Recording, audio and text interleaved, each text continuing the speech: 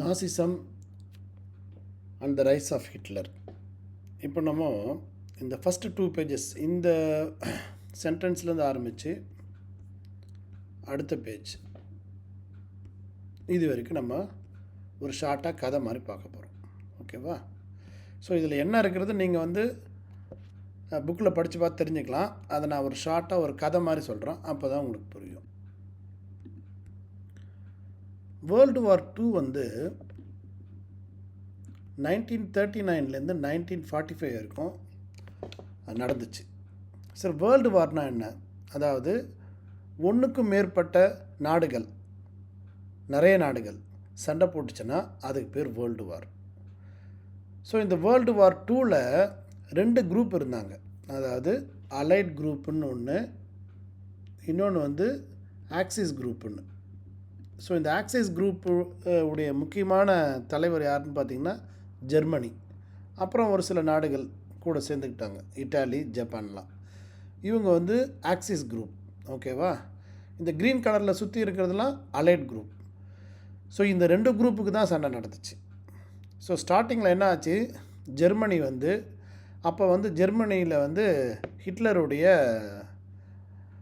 ஆட்சி நடந்துச்சு. ஓகேவா? அவங்களுடைய கட்சி பேர் நாசி. ரைட். அந்த நாசியுடைய தலைவர் தான் ஹிட்லரு. அவர் என்ன பண்ணார், சுற்றியில் இருக்கக்கூடிய இந்த யூரோப்பியன் கண்ட்ரிஸ் ஒன்றா கேப்சர் பண்ண ஆரம்பித்தார். அவங்களுடைய ஆர்மி ரொம்ப ஸ்ட்ராங்கு, பவர்ஃபுல்லு. அதனால் கொஞ்சம் கொஞ்சமாக கேப்சர் பண்ணி மெயினாக அங்கே இருக்க ஜீவ்ஸ் எல்லாத்தையும் கொலை பண்ணணும். மாஸ் மர்டர் இதுதான் பண்ணிகிட்டே இருந்தார். இது கொஞ்சம் கொஞ்சமாக எல்லா நாட்டுக்கும் தெரிய வந்து அப்புறம் மெயினாக யூகேவுடைய தலைமையில் ஒரு பெரிய கூட்டணி, அவங்க தான் அலைடு குரூப், இந்த க்ரீன் கலரில் இருக்குது, அவங்க ஃபார்ம் பண்ணி கூட வந்து அமெரிக்காவையும் சேர்த்துக்கிட்டாங்க. இவங்க ஃபார்ம் பண்ணி கொஞ்சம் கொஞ்சமாக இந்த குரூப் இருக்குல்ல, ஆக்சிஸ் குரூப்பை வந்து கொஞ்சம் கொஞ்சமாக ஜெயிச்சு கடைசியில் 1945ல் ஜெர்மனி மொத்தமாக சரண்டர் ஆகிட்டாங்க. அவங்க எல்லாம் வந்துட்டாங்க உள்ள அலைட் குரூப்புடைய கண்ட்ரிஸ். ஓகே, இப்போது உங்கள் புக்கில் என்ன போட்டிருக்குன்னா அது ஒரு சின்ன ஒரு கதை மாதிரி போட்டிருக்கு. 1945ல் ஒரு நடக்கிற ஒரு சின்ன கதை. அது என்னென்னா நான் சொல்லிடுறேன். அதாவது நான் சொன்னேன் இல்லையா, ஹிட்லரு நாசின்னு. இந்த நாசியில் ஒர்க் பண்ணுறவர் தான் அந்த ஹெல்முத்துன்ற அவங்க அப்பா. ஹெல்முத் வந்து ஒரு 11 வயசு ஜெர்மன் பையன். அவங்க அப்பா நாசியில் ஒர்க் பண்ணுறாரு. அவர் என்ன ஆச்சு, 1945ல் இந்த படைகள்லாம் இருக்குல்ல, அலைட் படைகள்லாம் உள்ளே வந்துட்டாங்க, கிட்டத்தட்ட கேப்சர் பண்ண போகிறாங்க. அந்த டைமில் தன்னை மட்டும் இல்லாமல் தன்னுடைய ஃபேமிலியும் அங்கே கேப்சர் பண்ணி கொலை பண்ணிடுவாங்க. ஏன்னா இவங்க அவ்வளோ இப்போ இது பண்ணியிருக்காங்க, தப்பு பண்ணியிருக்காங்க. ஜீவ்ஸை வந்து மாஸ் மர்டர் மொத்தமாக கொலை பண்ணியிருக்காங்க இல்லையா, அதனால் தன்னுடைய ஃபேமிலியும் கொலை பண்ணிடுவாங்கன்னு அவர் பயந்து பேசிகிட்டு இருக்காரு. சரி, தன்னை வச்சு தான் தன்னுடைய ஃபேமிலியை மொத்தத்தையும் பிடிச்சி கொலை பண்ண முடியும். அதனால் என்ன சொல்கிறாரு, நம்ம ஜாலியாக ஒரு இடத்துல போய் ஒரு நாள் சந்தோஷமாக இருக்கலான்னு ஒரு கார்டனுக்கு போய் ஃபேமிலியோட சந்தோஷமாக இருந்துட்டு அன்றைக்கி என்ன பண்ணுறாரு, ஆஃபீஸ் போயிட்டு தன்னை ஷூட் பண்ணி இறந்துடுறாரு அவர். அப்புறம் ஒய்ஃப்கிட்டே சொல்லுறாரு, நான் இறந்துட்டோன்னா என்னுடைய சம்மந்தப்பட்ட திங்ஸ் எல்லாத்தையும் கொளுத்துடு, என்னுடைய யூனிஃபார்ம் எல்லாத்தையும். அதனால் அவங்க ஒய்ஃப் என்ன பண்ணுது, எல்லாத்தையும் வச்சு கொளுத்துது. அதை அந்த பையன் ஹெல்முத் பார்க்குறான். அவன் வந்து ரொம்ப பயப்படுறான்.